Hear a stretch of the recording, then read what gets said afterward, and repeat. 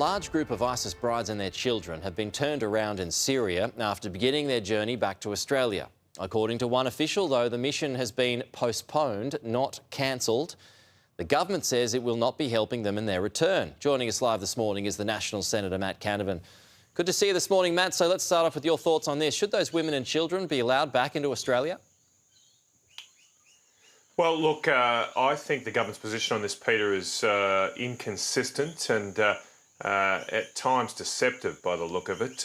I mean, if the government can be believed and what they're saying is true, that they have no involvement with these so-called ISIS brides, then surely these people should not be allowed back into our country, because they have, at least in part, been involved with a shockingly horrific terrorist organisation.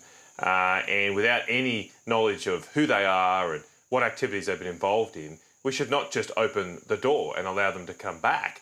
And so if the government's not involved in this, then the ISIS brides should not come back. But of course, we have seen that the government has been a little bit more involved than it's let on. And I think it's about time the Labor Party comes clean with the Australian people about exactly what their involvement is here. As I say, I don't think these people should come back to our country given their involvement in a terrorist organisation. But at the very least, they should definitely not be coming back if we have no involvement in their return. Well, this happened last time, did it not, where the government tried to distance itself by using a specific set of words, but then it turned out that they did have a little more involvement that was initially made public, right? Yeah, well, look, my understanding is the Immigration Minister was saying he had no involvement, but then later on he had discussions with organisations that were having involvement with the return of these ISIS brides. So, as I say, the government has been deceptive here on this issue. Given what we've seen over Christmas, the horrific attacks at Bondi, we must have very stringent vetting procedures for anyone that arrives in this country with a return, especially when they're returning from terrorist hotspots in the Middle East. My concern here is that the government is not doing that proper vetting. They seem to shirk at any attempt to impose a character test on those arriving to our country as some sort of form of racism.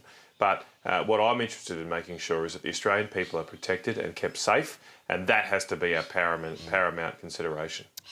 If they are Australian citizens, though, is a government not legally obliged to give them a passport and allow them to return home?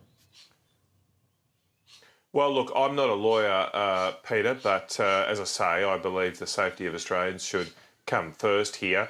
I've got a lot of sympathy, particularly for the children that are caught up in this situation, but it has been, to my knowledge, these people's choice to go over, involve themselves with a terrorist organisation, and because of that, in that event, I don't think they should come back to Australia. And as I say, if there's some legal requirement for us to do that, then we shouldn't exercise that legal obligation without knowing who the hell they are.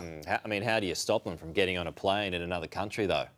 Well, I mean, look, Peter, the situation here is not dissimilar to those we've seen come back from September 11 and being involved in post and pre-September 11 being involved with the Taliban.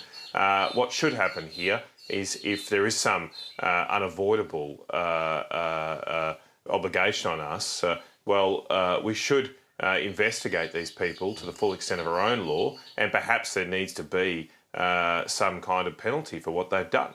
Now, I don't know the individual circumstances. I can't make a definitive judgment on that. But just to allow people that have been involved with ISIS or adjacent to ISIS activities back into our country and let them freely roam, I think that's crazy. But that seems to be the approach of our current government. So the response, according to statements, is that if they were basically allowed to come back to Australia and if they had broken a crime, then the legal process would have to play out. Would you be satisfied with that at all, if that were to happen here on their return to Australia?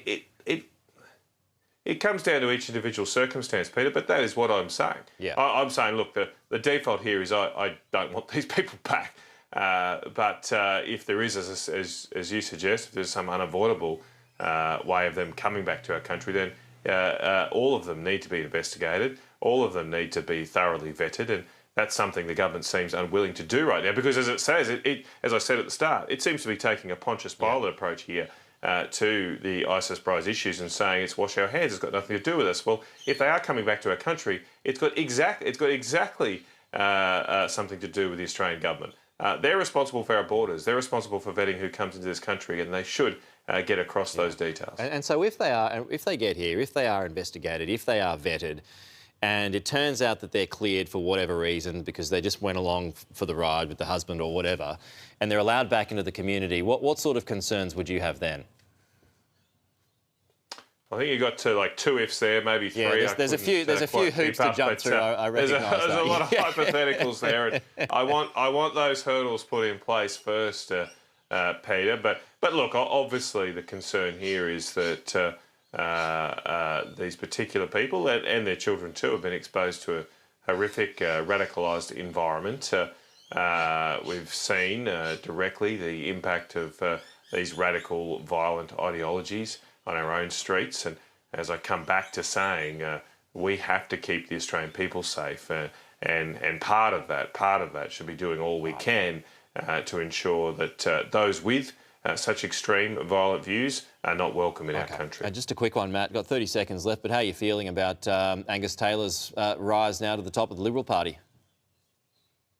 Look, I think he's made an excellent start. Angus, I think the times will suit Angus Taylor. We need somebody leading this country that is across the detail, that is not afraid to put forward what is needed for our country. And I think in the first few days of his leadership, Angus has shown that. He said rightly that we're taking in too many people from overseas, the numbers are too high and the standards are too low. I think it's exactly what needs to be said right now about our migration policy. And I'm very welcome to see Angus zero in on Labor's net zero obsession and their related preference for more and more taxes. Even since Angus became leader only a few days ago, we've seen the Labor Party now want a carbon tax on borders, a carbon tariff, because they've had to admit themselves that their own net zero policies are putting at risk our manufacturing sector, putting at risk manufacturing jobs.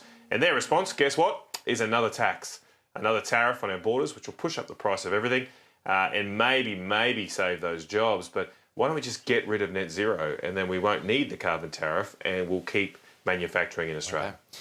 Matt Canavan, good to see you on a Tuesday morning. Appreciate it as always.